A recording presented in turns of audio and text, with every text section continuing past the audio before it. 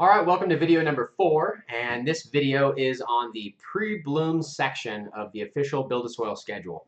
And so if you don't already have this, again, I'm just going to show you. You can go to buildasoil.com, go click on the growing system, scroll down, and you'll find this link that you can click on and actually open up this file and follow along with me.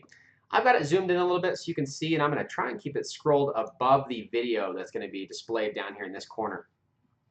So right now, you've already watched the video on setting up your 15-gallon container. And you've watched the video on how to treat your seedlings and kind of how to treat them through veg. And where that starts to change is about the week before you go into flower. Now, if you need to flip to flower today, that's fine. You can do all this stuff right now, flip to flower tomorrow. But I like to slowly transition things when I have time to plan ahead. And so ideally, if I've got a week to plan ahead before I'm going to flip the switch, that means that my canopy is getting full. If you watch our other videos or if you follow our Instagram, I actually show on all of our grows how we train those into the canopy, because in a grow tent, we want to maximize that flat space where we have all of the growing taking place. So depending on your style, canopy management is a different video. But certainly in the week before flower, we know that the plant, once we switch to 12 hours of light, is going to go through a big transition hormonally, and it's going to have a different requirement for nutrients because it's going to explode with growth, both above the soil and below the soil, and we want to be prepared for that. And so I just keyed in on something. When you go into flower, your plants are going to stretch, and we want there to be room for those roots to stretch. And the reason why is our plants are pretty intelligent. I've noticed that if a plant is root bound, or if it perceives that it's not going to have enough nutrition and water to really yield well, it's not going to. It's not going to kill itself, in the sense that it would, from nature's perspective, it's trying to reproduce. And if it checks its checking account and its savings account and it knows that it doesn't have enough resources to make it through a large flower production, it's going to try and do everything it can to just make one seed. To be a one flower that's at least fully formed enough to get its reproductive job done.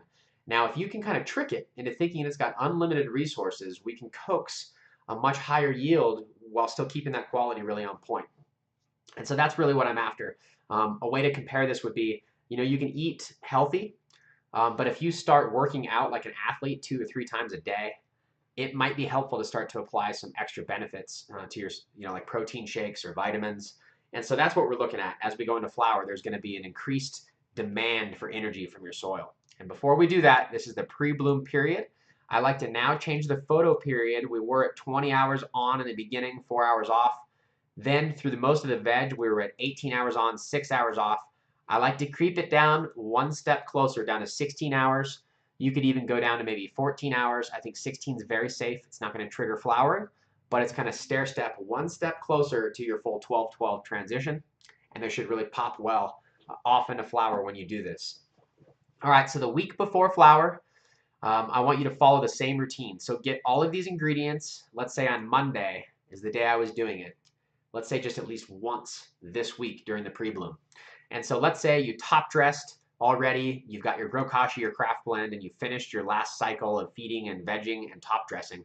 Now going into pre-bloom, what I want you to do, if you look at the bottom, there's a couple of extra things down here, and there's a couple extra ingredients. So follow the aloe vera flakes, but we're going to ramp it up to a ½ teaspoon, and then the Rootwise Microbe Complete and the Rootwise Enzyme Elixir. So we're going to do the same method. I also want you to use that Thermex 70, the same as normal. And so you put your Thermex, and then, where's the aloe? I'm throwing everything around. Grab the aloe. Put that in your water. Now the water is all soapy. It's ready to receive everything. Then you're going to mix in your Rootwise Microbe Complete, just like the other video. You're going to scoop it out. You're going to get this out of the fridge. These are the enzymes, and these enzymes will really speed up the process of these microbes. And you'll put that in the water. And then your Thrive-In, you can see, is also in pre-bloom 1 teaspoon per gallon, just like always. So you'll put your freeze-dried fish in there. That'll get you those amino acids and help everything stay pumping. Okay.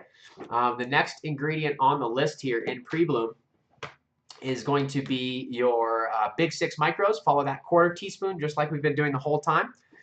And then the freeze-dried coconut water. This is the first time we're going to use it. We're in pre-bloom. You can do a sprouted seed tea if you want. There's tutorials on our blog. That's also on the do-it-yourself version down here. But up here, we've already put the enzymes in. So that's going to be more than enough. You could do a sprouted CT if you want to kind of increase the amount of enzymes. However, this freeze-dried coconut water is the way that we do that out of a package. This, if you read up on white papers that discuss the benefits of using coconut water from a young coconut, they mention the plant growth hormones, the sugars, and some of the other constituents that would build that coconut tree as it sprouts. And so what we've done is we've gotten a coconut water powder that's been freeze-dried. And so if you get a coconut and it sits around for months, it's not going to be as available as if you harvested it that day, opened it, and drank it. And if you're going to try and save some of that fresh coconut, you want to cut it open that day and refrigerate it immediately. So with a freeze-dried powder, they harvest them that day, they freeze-dry it that day, and that allows us to kind of seal in and lock in some of the benefits. And so going into flour, we want to put the coconut water on there, and this is going to increase the amount of nutrition and sugars that are in here in any coconut. But if you also read along into it, there's this benefit that could potentially allow us to get a bushier plant with more flower sites. And that's what we're after. The cytokinin is one of the hormones that potentially could be in the coconut water. And that's what we're chasing down. Now, the other place to get cytokinins would be in corn. Now, we like to use a non-GMO, like a flint corn, an heirloom corn. And so that's where a sprouted CT comes in. But without all that effort, I keep this in the freezer. I pull it out. You can see right here the freeze-dried coconut powder water, 1 teaspoon per gallon. Go ahead and add that into your mix. That's the only new ingredient so far. Again, if you're doing all this once, you can mix it all together in that batch of water, and then the rest of the week you'd be doing plain water or maybe some Thermex. Also, craft blend. On the pre-bloom, spread a 1/4 cup per plant. So this is just like we've been doing the whole time. We're getting ready to actually transition into flower. So if we don't build this mulch layer and the plant's getting big, there's a possibility we'll get behind things as we get into the first couple weeks of flower. The Builder Flower top dress, I'll show you what that looks like. In fact, we're going through our bags right now, and in the beginning we were having a lot of shipping problems, and we're still, it still costs a lot to ship products, but we're doing a transition here at BuildASoil where we're starting to really add moisture to a lot of the products so that when you receive them, they're wet and beautiful, and they're not so hard to get wet. We avoided that for a while because of the shipping costs, but our Build-A-Flower in particular doesn't look that great until you add water to it. So I took some Build-A-Flower, added water to it. We're going to be starting to ship it out this way, but it's going to really raise the weight. So we're looking at the numbers. But if you look at this material, I'm going to try and hold it up to where the camera can see. I'm not sure if you can see that right there.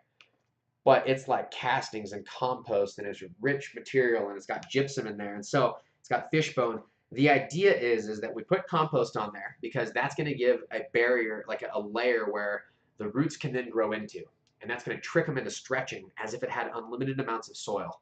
So if you're already getting a little bit of root bound in this 15-gallon, adding a big, thick layer of some Build-A-Flower will give new room for root tips to dig into.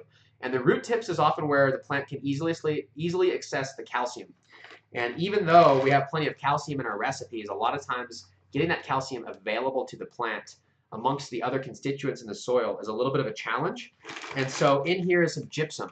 And that should allow your plants to access the calcium right in the top dress they're going to need while they grow through their flowering cycle and the transition there. It's also got some fishbone meal, which should increase the phosphorus that this compost normally has. And that's, according to the soil testing, that should be a really big help as you go into flower. And so that's really going to be something that's important before you go into flower, is to get a nice layer of the Build-A-Flower, which we haven't done since the very beginning when we set up this container. If you've only vegged for like a week, keep that in mind. Maybe you don't need as much. But if you've been vegging for 5, 6, 7 weeks, you're probably going to want to put another 1/2 inch to 1 inch of Build-A-Flower down. That way you've got new room for the roots to dig into as soon as we flip the switch next week, okay? The next thing to consider would be the Grow Kashi. And so I mentioned before that when you do the craft blend, you usually, because it's these dry amendments, you usually want to put some sort of Bokashi or Grow Kashi with it. If you ordered our no-till bundle, it'll be right there. If you didn't, you can make your own. You can buy this. If you don't have these, it's okay. None of these ingredients are a must-have. But the idea is when you put a dry amendment, put some sort of bacteria in there along with the compost, and it should turn this into plant-available nutrients slightly faster than if we weren't teaming up with biology like that. The next thing would be the tweakment. And so no matter what you're doing, you're about to go into flower. And so if you've not kept up on things to this point, if you've not been doing your weekly spray, this is going to be a pivotal point. We're going into flower next week. I want you to inspect your entire grow room. I want you to clean it down. I want you to spray all the plants top to bottom. I want you to defoliate and clean up for airflow so that there's no, little leaves that aren't receiving light or that may be kind of falling off because they're so hidden under the canopy down there. Clean everything up. Do your integrated pest management. This pre-bloom week is kind of your cue to get everything clean because we're going to be flipping the switch. And so when I start to see the size that I want and I know we're almost full, that's when I tell myself, okay, next Friday I'm going to flip the switch, or next on the first of the month, next week, or whatever like an easy day is for me. I pick that, I clean the room, I spray the plants, I make sure that we are clean going into flower and that I've top dressed accordingly. And then of course, follow the normal, once a week watering. If you've got massive plants and you're going into flower in a week, and you're not going to be able to transplant to anything bigger, you're outgrowing this 15-gallon. Keep that in mind. Top dress more than I said. Maybe follow this watering schedule every single watering and make sure that you don't get behind schedule. And if you're in a huge bed of soil, remember, you may not need to do any of this. You maybe just top dress a little, maybe just with the build-a-flower around each plant, and you can water only. I mean, with big beds of soil, you've got a lot more power, a lot more horsepower that you can kind of use to ride that limit a little bit more. So I hope that helps. This is video 1, 2, 3. This was video 4 about the pre-bloom period. The next video, we're going to get into the bloom transition, which is the start of flower. We're going to flip the lights over, and we're actually going to start to flower these plants. And within that first 1 to 4 weeks, we're going to see a doubling in size of most genetics if they go through a stretch. And then we're also going to see the massive use of water followed by the slowdown of use. And so this period in the first couple weeks of transition followed by the next couple weeks after transition are very important for you to be aware of the differences. So I'm going to go through the differences in our little feeding schedule, and I'm going to make sure that you're paying attention to the nuances there so we maximize our yield. I hope that helps. This is, again, video 4, and you can catch the next one as we go into flower on video 5. And if you've got questions along the way, you can hit us up on YouTube, social media, or email us at support@buildasoil.com. Thanks. Have a great day.